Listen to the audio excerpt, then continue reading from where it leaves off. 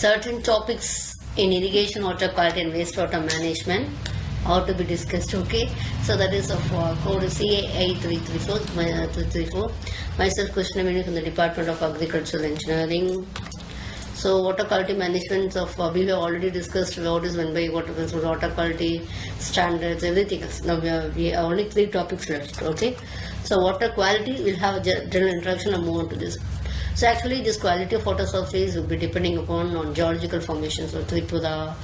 Okay, one factor such as from solid disposing. When there is a solid disposal into the water, normally the water quality will come down. Okay.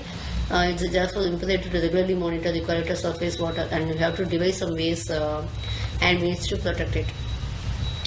Next one is role of water quality index.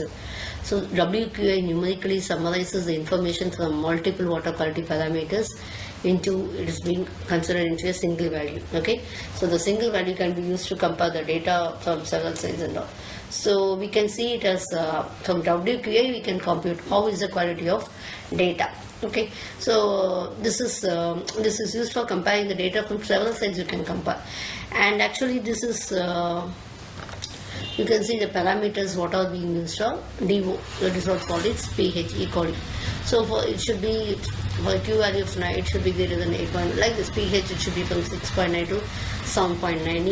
E. coli actually existing, which is causing some infections in the urinary system, but it should be within a certain limit. Temperature should be above plus or minus 4, plus 2.5 minus 4, like this and all. Turbidity in naphthalene units will have. So phosphates and nitrates and BOD, everything is there will be certain parameters. So we are going to summarize this. So what are the parts of water quality index? First one is Q value.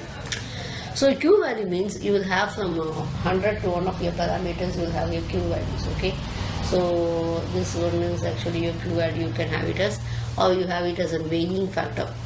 Weighing factor is actually what it is one factor may have more importance when compared with other factors.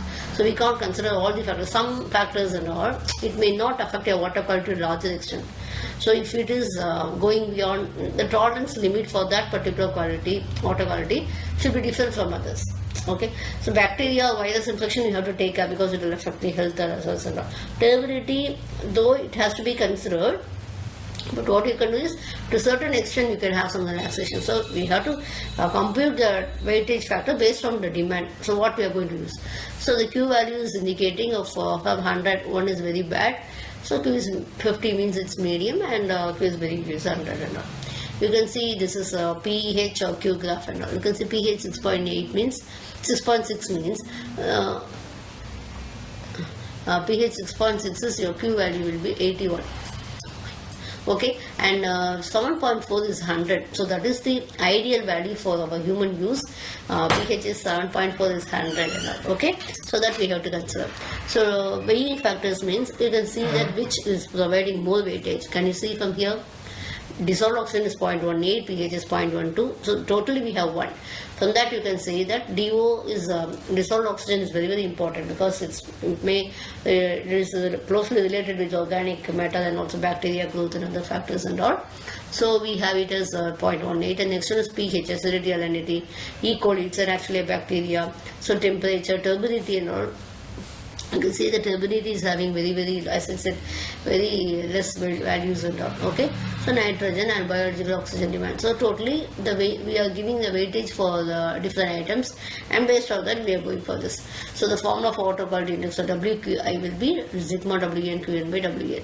Okay, so WN means it will be a summation of unit weight of n parameters. Okay, and this QN will be the quality rating. What quality is requiring, that will be from 1 to 100.